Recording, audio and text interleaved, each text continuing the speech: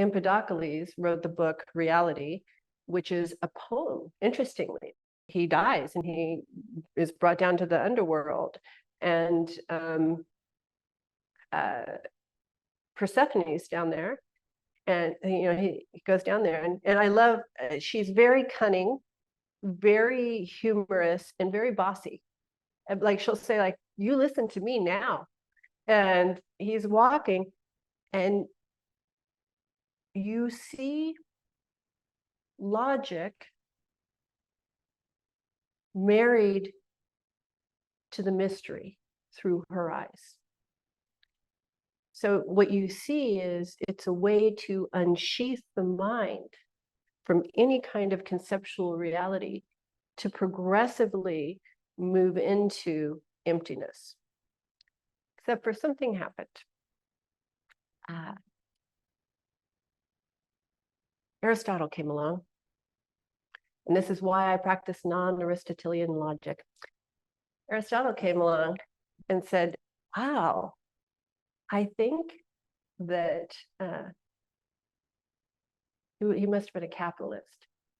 Love capitalism, nothing against capitalism, but he said, I think I can co-opt this for my own purposes. And so what he did was he cut off all of the mystical aspects of it. And then pretty soon it became what we know as hard, rational logic. This is important.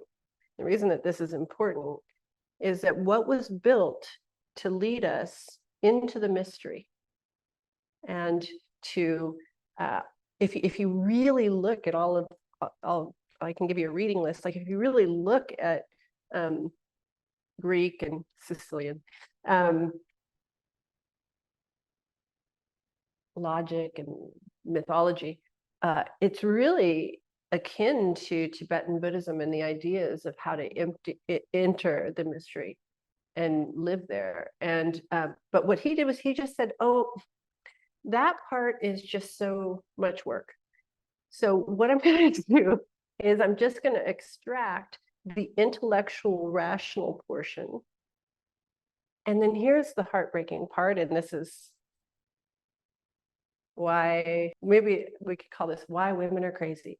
Because here's the heartbreaking part. What she had built and constructed in order to liberate all people from the conceptual mind,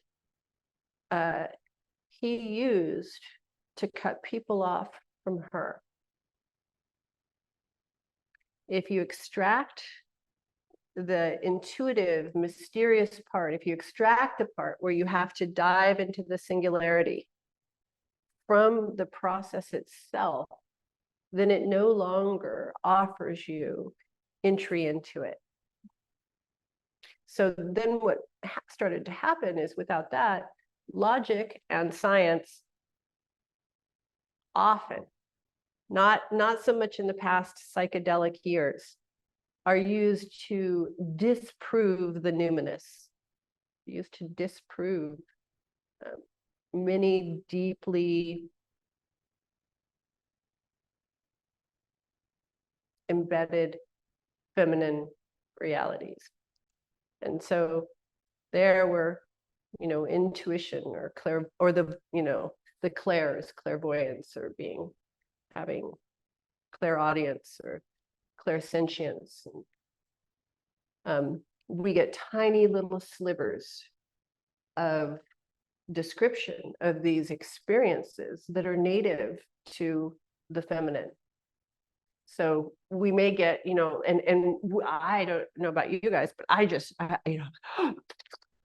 oh my God, general theory of love and limbic connection. Like if I use the word limbic connection or limbic resonance one more time, because it's just like somebody in science pointed to something that's in here, right? And then I don't sound crazy. And then, well, it's me. And then they're talking about, there was something in the New York Times that talks about, a field everyone in the field having the same sensations, and they're like these little slivers, and you get like just a tiny little snapshot of this majestic reality that you came from and have done everything in your power to turn the volume on in order to not be difficult, a nuisance, an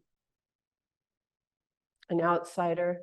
And so there's a way that if I were to ask a serious feminine question